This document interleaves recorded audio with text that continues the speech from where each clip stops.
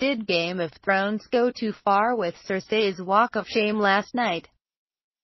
Granted, it's hard to call anything too far in a season that featured the barbecuing of Shireen, the rape of Sansa, and Arya yielding to a fate that even Oedipus Rex wouldn't have wished upon her. I know Cersei's humiliation is no less barbaric in the book, nor would it be any less terrible if it happened in real life. Go ahead and Google what happened to Jane Shore, the mistress of King Edward IV.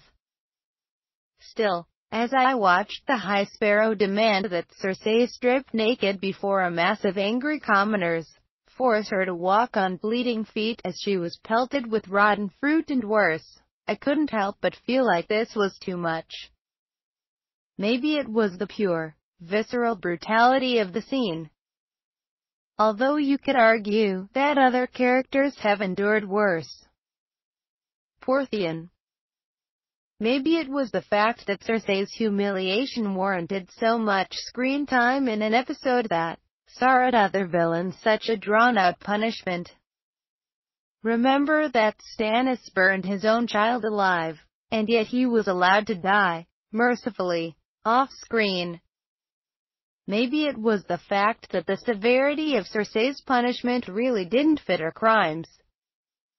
As Lena Headey told EW of her character, Cersei has done wrong, but she doesn't really deserve this. Even if you believe she's the worst person in Westeros, why not just kill her off?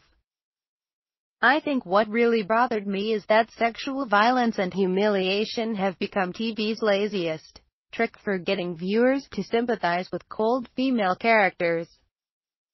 Mellie gets raped on Scandal, Claire gets raped on House of Cards, and now this. Benioff has suggested that Nutter's POV shots, which allowed viewers to see things from Cersei's perspective, were supposed to help us experience this walk of shame as if it was happening to them. Obviously you, the viewer, are not standing in the street being pelted with shit and tomatoes and eggs and everything else, he told EW, but he's letting you feel what that might be like. A lot of the shots are first person. You feel quite viscerally the horror of that moment.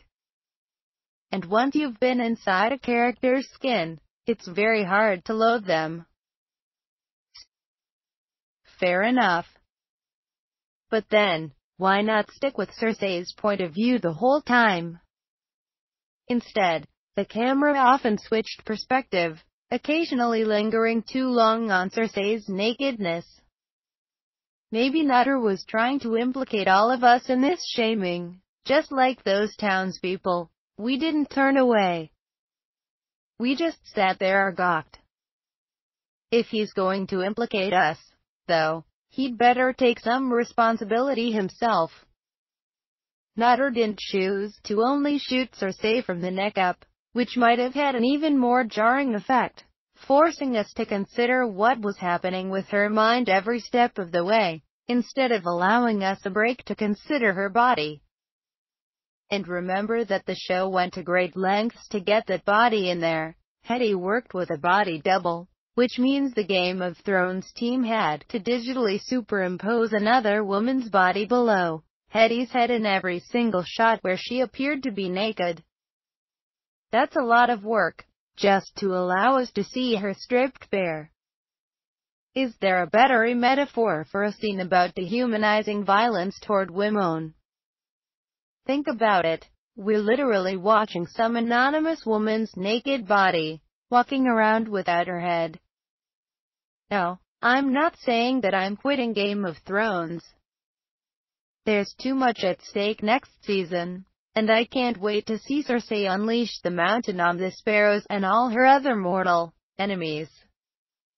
She deserves to cross out every last name on the list of people who've wronged her. I just wish that list didn't include the makers of Game of Thrones.